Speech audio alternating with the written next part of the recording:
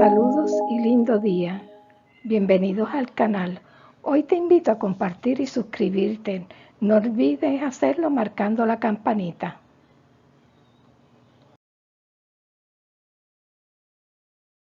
Saludos. Nos da mucho gusto tenerlos nuevamente en el canal. En esta entrega tenemos como tema el juramento e iniciamos con esta pregunta guía. ¿Deben jurar los cristianos? En el video anterior titulado Viola la máquina mentirosa, se hizo mención de un voto o juramento que los estudiantes de la Biblia hacían adicionalmente a las preguntas en su bautismo. Presentamos aquí el origen de dicho juramento en esta parte de la presentación, el juramento de la Watchtower. De acuerdo a la Real Academia de la Lengua Española, voto significa promesa hecha a un dios o deseo, proviene del latín votum, mientras que juramento significa afirmación o negación de algo poniendo por testigo a Dios o en sí mismo o en sus criaturas, y proviene del latín juramentum. Veremos entonces ahora la diferencia entre una y la otra.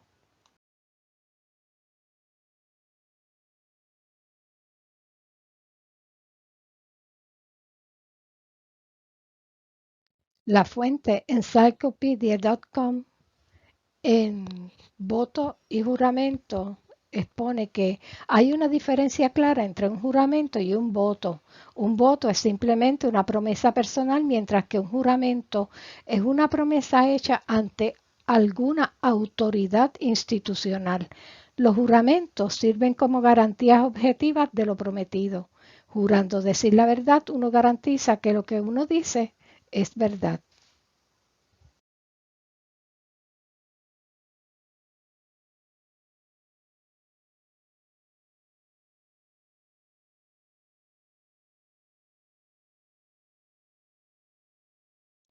La revista que estaremos utilizando en toda esta presentación es esta, La Torre del Vigía de Sion del 15 de junio de 1908, en donde se escribe una carta dirigida al pastor Russell y él mismo la contesta, y esta es la carta que vamos a estar desglosando junto con la respuesta. El artículo que estaremos analizando se titula Pague sus votos al Señor. Tenemos la carta y tenemos la respuesta que da el pastor Russell a los planteamientos que se le exige o se le pide que dé respuesta. El trasfondo del asunto es como sigue a continuación.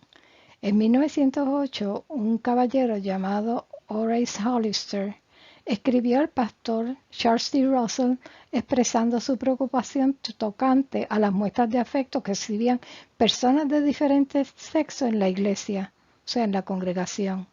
Charles D. Russell dio una respuesta en la revista Atalaya de Sion, 15 de junio de 1908, que es esta que estamos viendo, con el artículo titulado Pague sus votos al Señor, haciendo referencia a los puntos que Hollister estaba señalando en la carta, los cuales eran la conducta de las personas hacia aquellas del sexo opuesto, muestras de afecto a quienes no eran sus cónyuges, consecuencias de tales actos siendo negligentes en brindar afecto a sus propios cónyuges y el lazo de Satanás oculto en estas acciones.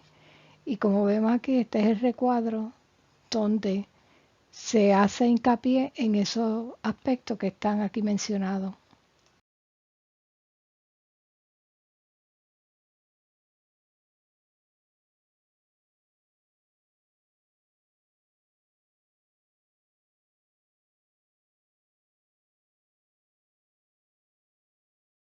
Russell comienza a responder la carta diciendo: entendemos que es la voluntad del Señor que se publique la carta con todo nuestro endoso en sentimiento y expresión, sin adjudicar mala intención en su señalamiento a una tendencia generalizada que las personas deberían rechazar. Hemos llamado la atención al hecho de que el adversario ha probado diversas tácticas de oposición durante los pasados 7 años de la cosecha y que el Señor le ha dado mano libre. En la hora de la tentación se nos ha dicho de que probará todo lo que yace en la tierra para lograrlo. Y aquí se cita Revelación 3:10. Así que no nos debe sorprender si viene con fuerza especial contra los consagrados, la clase del templo, la casa de Dios. Y se cita Primera de Pedro 4:17, donde expresa que el juicio comienza con la casa de Dios. Así que esto es la respuesta del señor Russell en la parte inicial del artículo.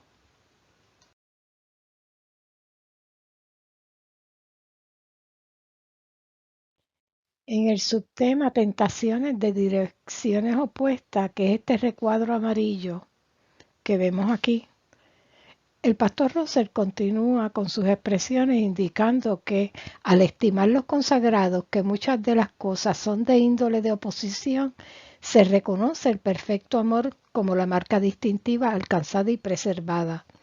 El adversario, al darse cuenta de que no puede apartarnos de ella, comienza a empujar más allá del límite de esta línea en este amor terrenal. Tal como la carta lo menciona, el peligro debería ser evidente a todos los que piensen en ello por un momento. El amor espiritual apropiado entre la grey del Señor es inevitable. El modo que amarra en nuestros corazones el amor cristiano, que es tierno y el más fuerte del que tengamos conocimiento, porque gusta de lo alto.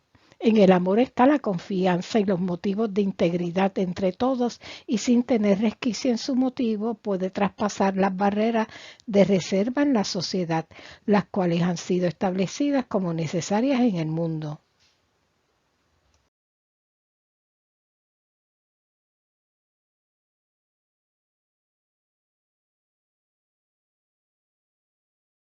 Continuando con el subtema Tentaciones de direcciones opuestas, dice lo siguiente, el recuadro amarillo que tenemos aquí marcado.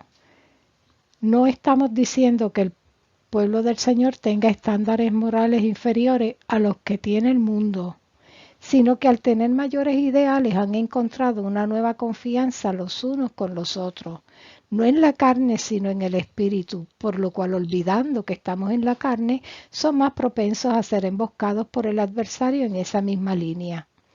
Por otro lado, el adversario intenta empujar a otros del lado de la fe, de la marca de la fe, promoviendo amarguras, celos, envidias, contiendas. Él es muy creativo al suponer que tales semillas germinan rápidamente en los corazones de los consagrados. Miren, aquí tenemos esta joya que dice: por ende, tanto como podemos discernir su curso a seguir, es sembrar esas semillas de maldad mientras aparentan cultivar justicia de pureza y verdad. Él es un enemigo artístico y nosotros no estamos enteramente ignorantes de sus designios, aunque poco podamos adivinar cuál será su próxima movida para entrampamiento. De aquí tenemos en esta parte, marcados en negrita, aquí se revela la fibra y el carácter de quien está escribiendo esto, la mente detrás de estas palabras. Y aquí se refleja y se revela un modo de operar. Y aquí podemos ver entonces las raíces de esta forma de operar de la organización durante esta época. Esto es muy interesante.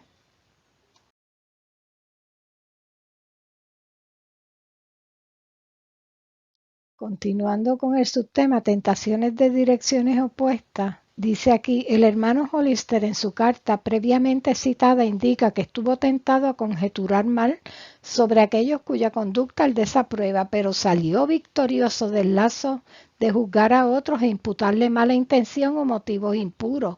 Él mira el asunto tal como nosotros lo vemos y el Señor también, como un lazo del adversario en contra de lo que es nuestro privilegio de avisar a nuestros correligionarios con amor. Y entonces pues aquí tenemos al pastor haciendo una arenga, ¿verdad? Llamando la atención a la audiencia, quienes están leyendo el artículo, y dice: ¿cuándo aprenderán los seguidores el significado y la apropiada aplicación de Mateo 18, 15 al 17, que es el texto que trata sobre cómo zanjar las diferencias entre los hermanos? Fracasar en entender esta regla parece ser el meollo del asunto tocante a las dificultades entre los feligreses en cada dirección. Hemos tratado de presentar lo más sencillo posible cómo lo podemos hacer en los estudios de las Escrituras, volumen 6. Y este es el volumen 6. Tenemos un visual de la nueva creación, que es el título de dicho volumen.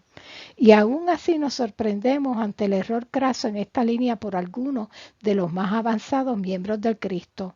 La usual sofistería con la cual el anciano deja de lado esta regla divina y concluye con un «¿eso no aplica en estas instancias?», o ser persuadido a que no reconozca cómo aplicarlo en su caso y deba pedir consejo a otros. La misma cosa que es prohibida ante las palabras del Señor, que se dilucide la falta a solas. Continúa Rosel diciendo en esta sección que está coloreada de amarillo: de nuevo, pocos parecen entender que la conferencia no es para reprobar o reprender o humillar o castigar al que está en el error.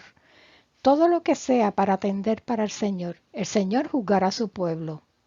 Nuestro objetivo debe ser meramente el de detener el error y ganar al hermano. Es seguro entonces suponer que el consejo de nuestro Señor es generalmente necesario. Saca primero la viga de tu ojo antes de pedirle a tu hermano remover la paja en su ojo, o sea, en el ojo de tu hermano. Así que antes de aplicar Mateo 18, 15 al 17, sería sabio arrodillarnos ante el Señor, o sea, ante Dios, y pedirle un corazón humilde y amoroso, libre de amarguras, etcétera, antes de hacer la primera movida. Entonces lee las Escrituras, volumen 6, luego proceda cautelosamente, temiendo tocar asuntos fuera de orden que sean poco menos que esto. Y entonces aquí él está dando el modo de cómo se debe trabajar los asuntos, trabajar esta situación que está ocurriendo dentro de la congregación y que ha sido traída por el señor Hollister a través de su carta como algo que merece ser cuidadosamente visto y atendido por parte de los dirigentes de la organización.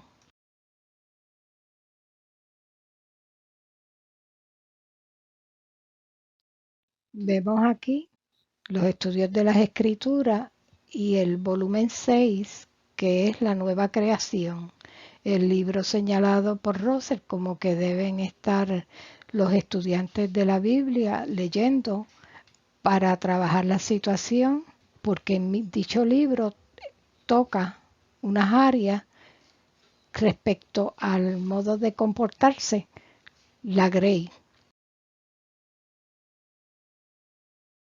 El párrafo final, que es el recuadro en amarillo sobre el subtema tentaciones de direcciones opuestas, dice: estamos de acuerdo con el hermano Hollister de que ninguno de los miembros de Cristo querría voluntaria e intencionalmente poner lazos espirituales a sus propios pies o a los de otros.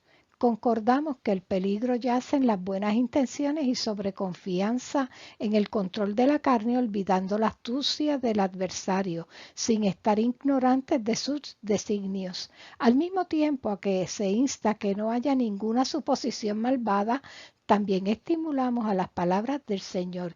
Y entonces aquí cita a Filipenses capítulo 2, versículo 15.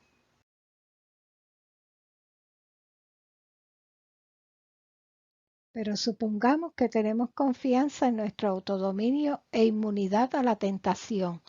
¿Cómo podríamos juzgar para otro y asegurarnos de que fuera recíproco en los demás? Supongamos que todas las personas en la verdad hayan progresado hasta sujetar todo pensamiento bajo cautiverio para obedecer al Cristo. No deberían dejar su luz brillar ante los hombres para asistirlo y glorificar al Padre en el cielo. Nótese el argumento del apóstol. Por lo tanto, si el alimento hace tropezar a mi hermano, no volveré a comer carne jamás para no hacer tropezar a mi hermano. Se cita Primera de Corintios, capítulo 8, versículo 13. Pero no supongamos que nuestra carne está muerta. Es más seguro suponer lo contrario y mantenernos en guardia contra todo lazo del adversario para atraparnos o atrapar a otros.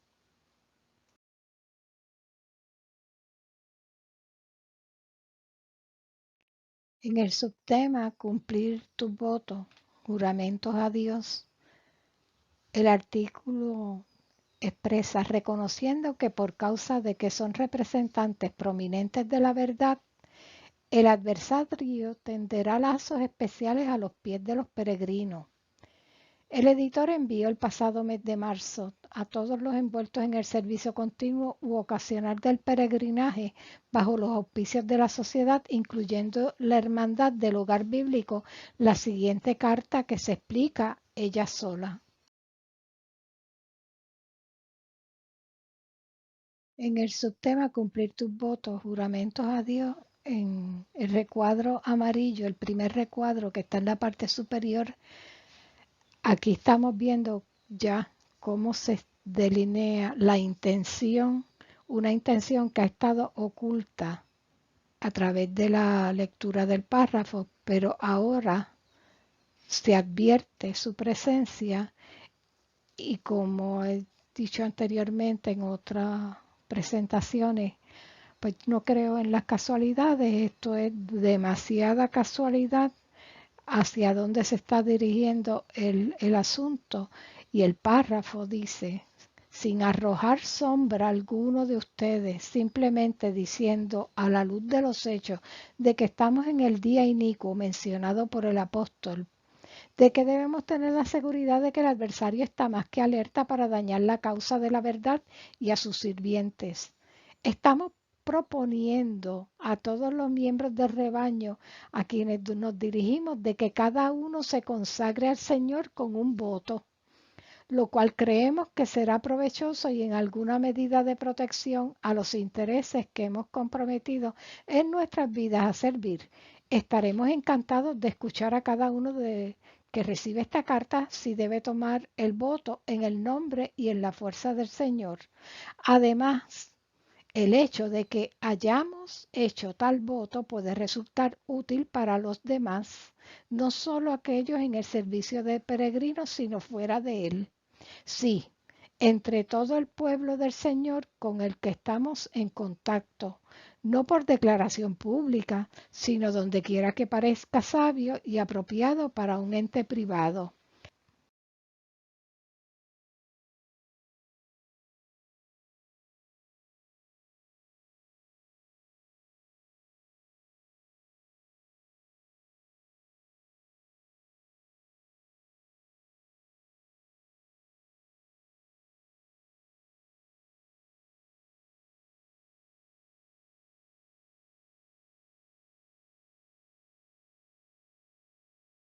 Aquí al pie de la página, en el recuadro amarillo, está el voto, el juramento. Y vamos a ver entonces cómo se extiende hasta la próxima página, en la página 4192 del volumen y en la página 188 de la revista. Aquí termina el voto en la parte superior coloreado de amarillo y entonces vamos a pasar a la próxima lámina que es donde están detallados todos los datos respecto a estas personas que se mencionan aquí.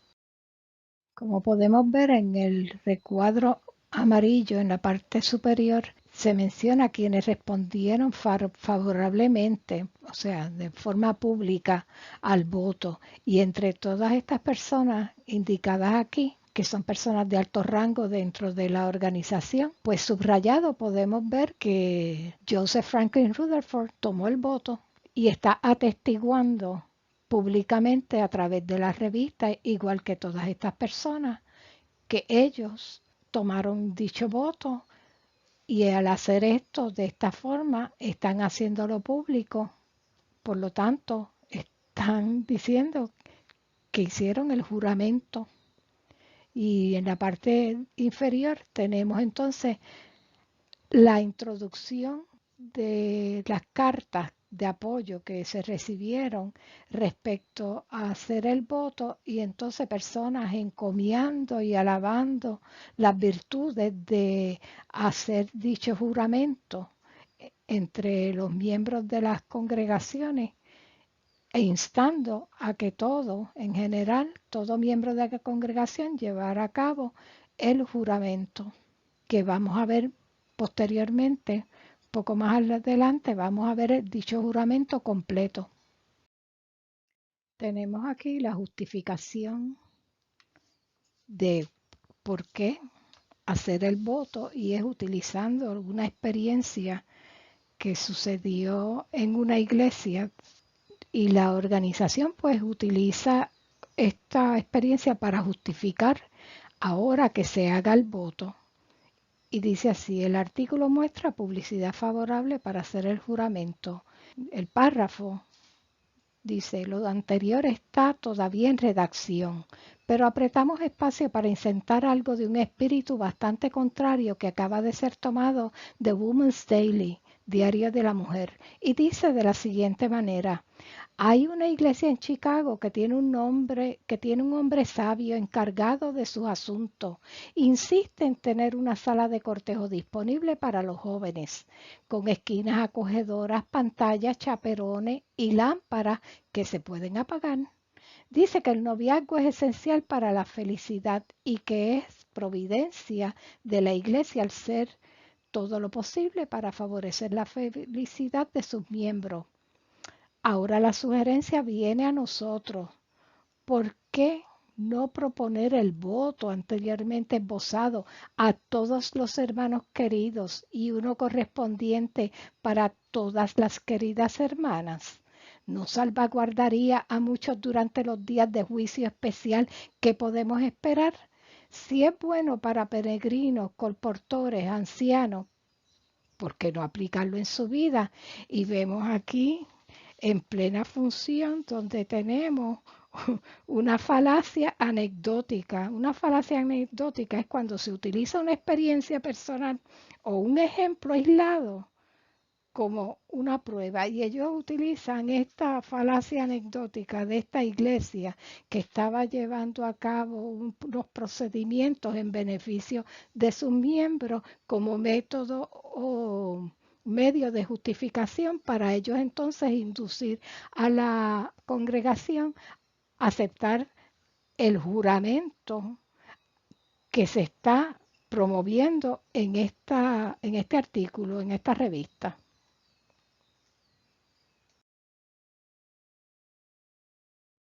Y continúa el artículo indicando, ¿verdad? El artículo muestra a los adeptos publicidad en pro de hacer el juramento. Y en esta sección expresa a un querido peregrino contra cuya conducta no hay un ápice de censura, nos escribe de la siguiente manera. Ha sido un gran año glorioso para mí. De hecho, estoy agradecido a nuestro querido Señor que me ha permitido ser parte en el trabajo de campo de la cosecha. En serio, querido hermano Russell, me parece que el Señor me está bendiciendo más desde que tomamos recientemente el voto. Y de hecho estoy agradecido de que el Señor puso en su mente para sugerir nuestra toma de este voto. Se me han dado nuevas bendiciones casi todos los días. Ahora estoy más ansioso que nunca para complacerlo y suplico sus oraciones continuas con este fin y que se me pueda dar fuerza y sabiduría desde lo alto y ser mantenido en humildad y amor. Y entonces escribe en la sección final del artículo, una recomendación que es en un número posterior, 15 de octubre de 1904, publicamos un poema titulado Escalones o tropiezos, que deseamos que todos lo lean de nuevo. Hay en la sugerencia anterior de jurar un escalón o un tropiezo posiblemente para usted. Y aquí pues está todo muy bien adornado. muy bien apoyado por publicaciones, por experiencias, de modo que esta forma de hacer este juramento, pues todos los miembros de la congregación lo hicieron en este tiempo.